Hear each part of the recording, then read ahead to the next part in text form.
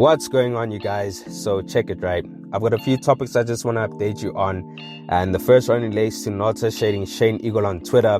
So Shane posted a tweet going on to say, do it on your own so no one can ever say they put you on, and Nota replied by saying, kids, never take advice from someone who is still faking it, hoping to make it. Now, just analyzing Shane's tweet quickly, I understand what he's saying there. I mean, nowadays you see people trying to latch onto someone else's fame or success because they either feel like they deserve some of your success, or it's just a case of them wanting recognition from the public by saying that they put you on. Now, if isolating yourself and working in solitude means that you can avoid such situations, I'm all for it. But at the same time, I do believe in having a solid and trustworthy team that will help back you up and put you in certain positions that you would have never been able to get on your own. Because at the end of the day, there's nothing wrong with being put on. I mean, some of the biggest artists in the world got to come up from being put on, like how Drake and Nicki were put on by Lil Wayne and Birdman, or Kanye being put on by Jay-Z and Dame Dash. So I do believe if you want some level of notoriety for your work or skills, getting put on by someone with relevance, well, it's usually needed. Now, with regards to Nota's response, it's clear that he believes or knows that Shane isn't being fully honest with his tweets. I mean, he did say faking it, hoping to make it. Now, is Nota right with what he said towards Shane? I don't know, guys. I'll leave it up to you to decide. But we all know Nota always has something to say when it comes to artists in the game. But what I will say is that Shane has claimed to be independent since the birth of his career, even rejecting to sign with Fifth Season just after he got done with the hustle back on Vuzu. I mean, he has his own record label with Eagle Entertainment, which he uses to push his projects and promote himself as an artist. Now, obviously, he wouldn't be able to operate his label by himself while still having to be an artist making music. So it's obvious he has a team behind him, helping him to get certain things done. I mean, if I'm not mistaken, it was Vaughn from Stay Low, Piff Audio, who used to manage Shane a few years back.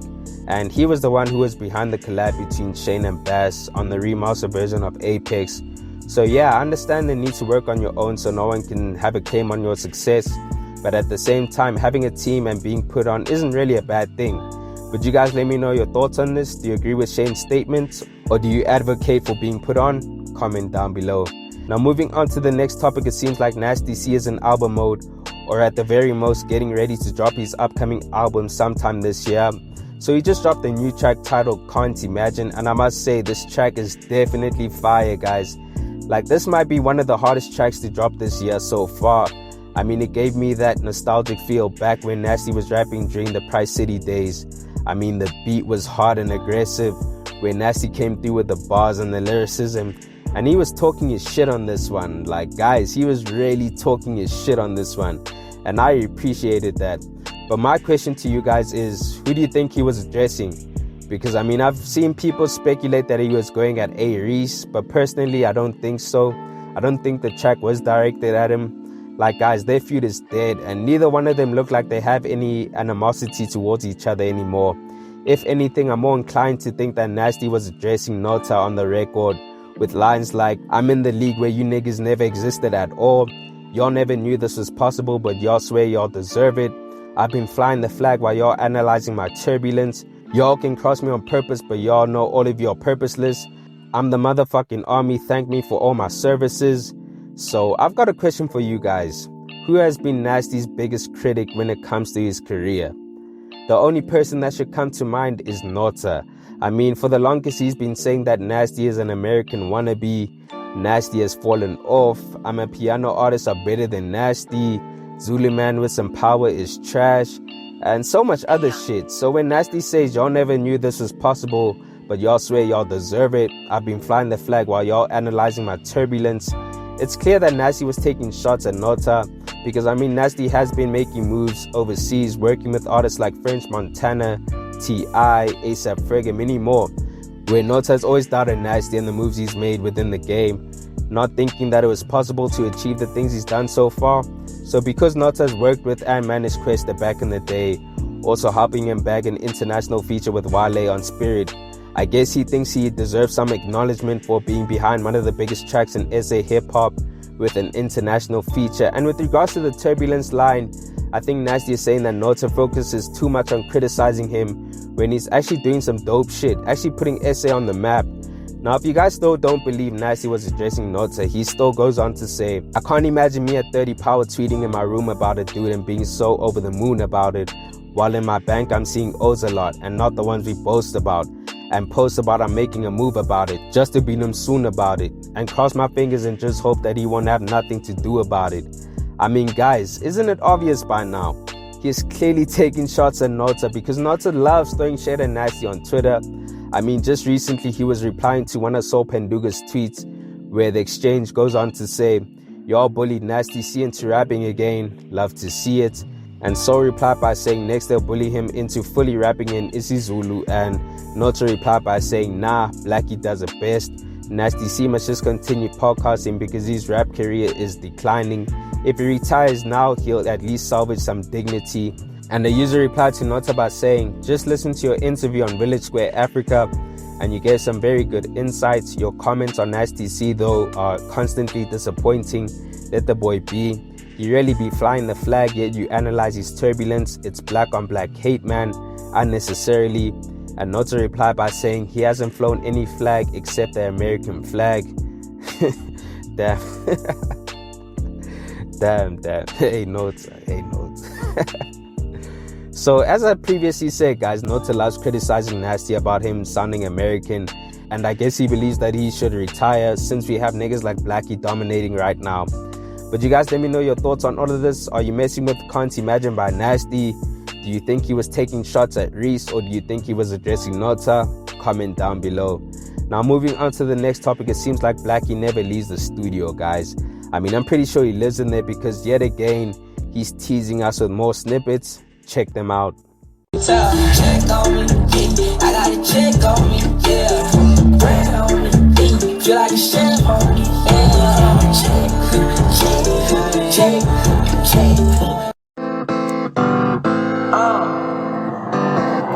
Yeah.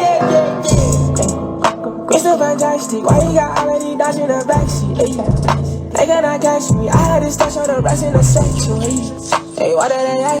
Now, whatever he's working on definitely sounds dope. We all know he dropped an EP recently, so to expect him to drop another one would be insane at this point.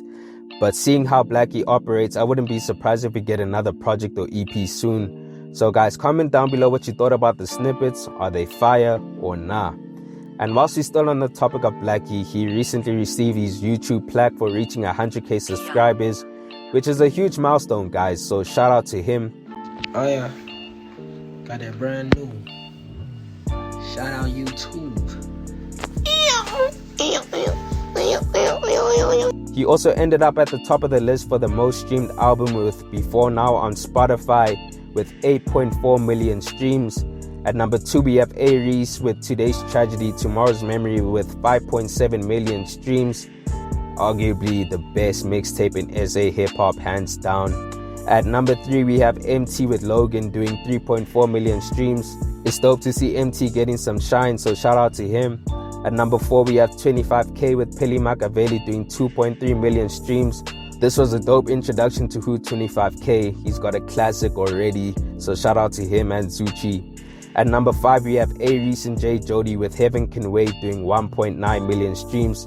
I think you guys already know how I feel about this album, arguably the best album to drop last year.